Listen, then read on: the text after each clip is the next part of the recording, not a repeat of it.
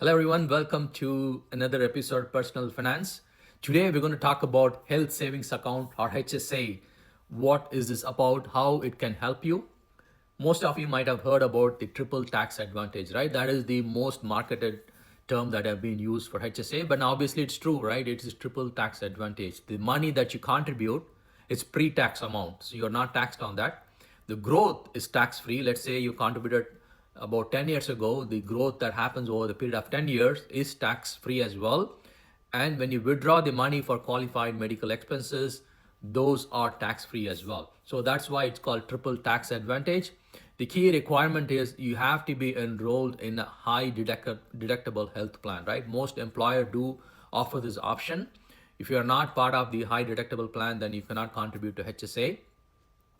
Some employers do contribute like $900 or $1,000 towards your HSA. So this is like a free money or matching contribution that you might get from your 401k, right? This is free money. Let's say this year, 8,000 is the maximum you can contribute to your HSA, assuming you're a married couple, right? If you're single, then the amount is low, but let's assume it's 8,000 this year. Employer might contribute $1,000 towards that 8,000. So all you have to do is contribute the remaining 7,000 to hit your maximum, right? So $1,000 is like a free money for you. Obviously, you have to pay the high deductible for that particular year until your insurance kicks in. And depending on if you are single versus a married couple, it's anywhere from $3,000 to $5,000 in network versus out of network, right? Those are documented in your medical plan. So you need to be prepared to pay those high deductible until you hit your deductible maximum, and then after that your health insurance will start to kick in. But nevertheless, if you're able to afford that, then it's this highly recommended plan. And the triple tax advantages, the employer contribution, and the money can be used any year after you contribute, right? Not that particular year. All you have to do is save your medical receipts and then you claim it whenever you need it. So it's not like FSA where if you use it or you lose it, right? The funds roll over and then you keep adding it every year and build a bucket of large amount. So you could treat it as a long-term investment / retirement fund if you want.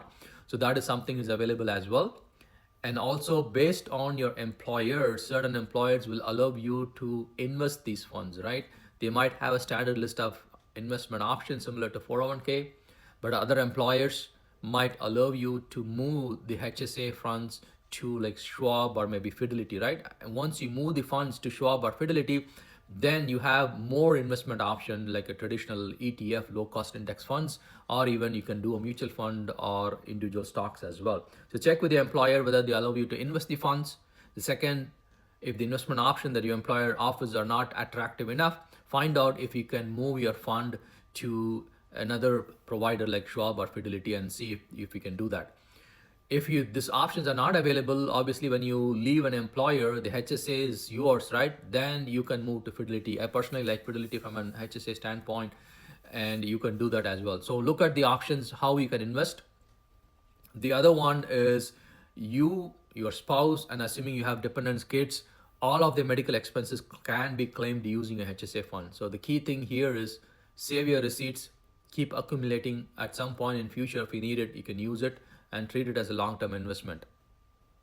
And in addition to the qualified medical expenses, what else can you use these funds for, right? After 65, you can use it for any purposes that you want.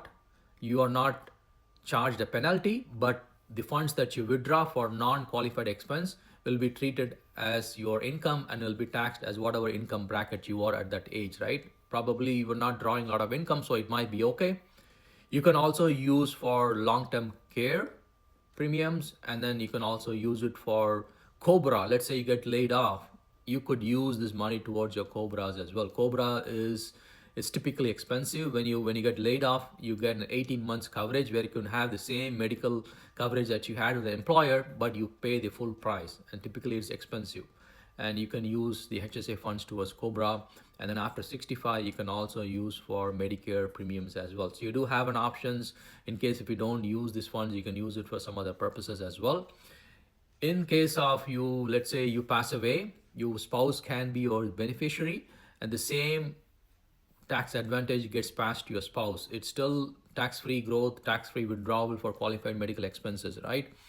But let's say you both, if you spouse and then it goes to somebody who's not the spouse, right? For them, it'll be treated as a taxable event. So that is some probably in future, but you need to look at that as well if you want to optimize your tax exposure.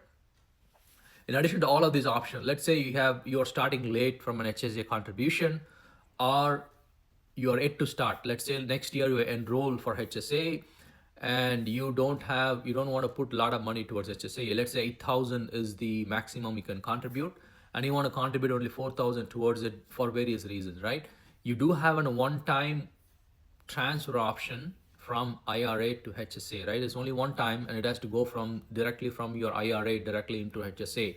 And Fidelity or Schwab, they will be able to help you with that, but it's only one time, and the amount that you could transfer cannot be more than what HSA allows for that particular year. If you have zero contribution from yourself, then you can transfer the 8,000, assuming 8,000 the maximum for that year. But if you have contributed 4,000, the maximum you can do is another 4,000, so you don't cross that 8,000 limit, right? So the various options available, and HSA is a powerful tool, and I personally treat it as a long-term investment so that I can use it at a later date. I keep saving my receipts. The medical expenses doesn't have to happen in USA. If you travel abroad, India as an example, you have medical expenses there. Just save the receipts and you can use it at a later date. And look at your personal finance scenario and then see how HSA can help you. Typically, it is a very good investment for a long term. I treat it as a long term investment for my own purposes, but it may not work for everyone. So take a look and see if it's going to help you. Hopefully this video has been helpful. If you have any questions, let me know. Thank you. Bye.